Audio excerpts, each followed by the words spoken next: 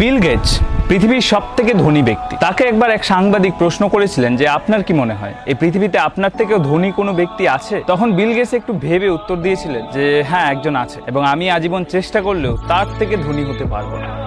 বিল গেটসের মুখে এই কথা শুনে সাংবাদিকের মুখটা একদম হা হয়ে গেল। সাংবাদিক অবাক হয়ে জিজ্ঞেস করলেন যে কে সেই ব্যক্তি যার আপনার থেকেও বেশি ধন সম্পত্তি আছে? তখন বিল গেটস একটা গল্প শোনায় সাংবাদিককে। সেই গল্পটা বেশ কিছু বছর আগে। তখন বিল গেটস হয়ে ওঠেনি, অর্থাৎ পৃথিবীর সব থেকে ধনী ব্যক্তি হয়ে ওঠেনি, তাকে পৃথিবীর সবাই চিনত না।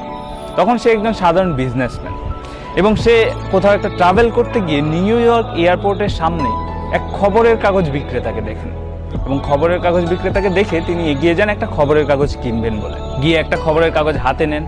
হাতে নিয়ে যখন টাকা দিতে যাবেন, সেই মুহূর্তে বিল গেটস লক্ষ্য করেন যে তার পকেটে খুচরো পয়সা নেই। ভাবা যায় বিল গেটসের কাছে পয়সা নেই। যাই হোক, তো খুচরো পয়সা নেই দেখে উনি খবরের কাগজটা ফিরিয়ে দিতে যান খবরের কাগজওয়ালাকে। কিন্তু খবরের কাগজওয়ালা তখন বলেন যে এটা আমার লাগবে না, তুমি নিয়ে যাও। বলছে না না, আমার কাছে পয়সা নেই। বললো ঠিক আছে, পয়সা লাগবে না, এটা আমার তরফ থেকে তোমার গিফট, তুমি নিয়ে। তো বিল গেটস প্রথমে রাজি না হলেও পরে ওই খবরের কাগজটা নিয়ে নেয়, এবং উনি ওনার ফ্লাইট ধরার জন্য এয়ারপোর্টে ঢুকে যায়। তার বেশ কিছু বছর পর কোইন্সিডেন্টলি আরও একবার নিউ ইয়র্ক এয়ারপোর্টের সামনে বিল গেটস ওই খবরের কাগজ বিক্রেতাকে দেখতে পায়, এবং দেখতে পেয়ে এগিয়ে যায় আরও একটা খবরের কাগজ কিনবে বলে। কিন্তু এবারও খবরের কাগজটা হাতে নিয়ে কোইন্সিডেন্টলি হাত দিয়ে দেখে পকেটে এনাফ পয়সা নেই। তখন উনি খবরের কাগজওয়ালাকে বলেন যে দুঃখিত, এবারও আমার পকেটে পয়সা নেই। তখন বিল গেটস খবরের কাগজটা আবার রেখে দিতে যান, কিন্তু খবরের কাগজওয়ালা বলেন যে এটা তুমি নিয়ে যাও। বিল গেটস বলে যে না না, এটা আমার পক্ষে গ্রহণ করা অসম্ভব। বলছে এটা তুমি নিয়ে যাও, কোনো চিন্তা করো না, আমি আমার লাভের অংশ থেকে এটা দিয়ে দেবো, আমার কোনো ক্ষতি হবে না। তো বিল গেটস একটা না না এই করে খবরের কাগজটা নিয়েই নেয়, এবং আবার ফ্লাইট ধরতে চলে যায়। তারপর কেটে যায় প্রায় 15টি বছর। এখন 15 বছর পর বিল গেটস এই পৃথিবীর সব থেকে ধনী ব্যক্তি। পৃথিবীর সবাই তাকে চেনে, তার নাম জানে। এবং সেই সময় তার হঠাৎ করে মনে পড়ে ওই খবরের কাগজওয়ালার কথা, এবং মনে পড়ার সাথে সাথে উনি খোঁজ শুরু করেন ওই খবরের কাগজ বিক্রেতার। এবার বিল গেটস, ওনার কাছে তো সোর্সের অভাব নেই, তো প্রায় 1.5 মাস খোঁজাখুঁজির পর উনি ওই খবরের কাগজওয়ালার অ্যাড্রেস বের করতে পারেন।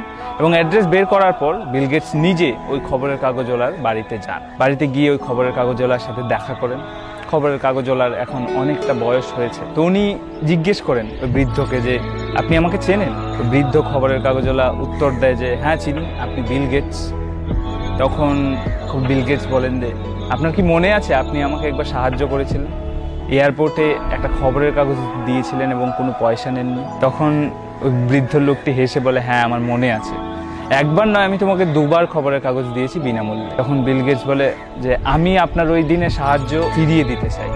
তখন ওই বুড়ো লোকটি হেসে ফেলে, সে বলে যে তুমি কি ভাবছো, আমি সেদিন তোমাকে যে সাহায্যটা করেছিলাম আর আজ তুমি এখানে এসে আমাকে যে সাহায্যটা করবে সেটা কি সমান?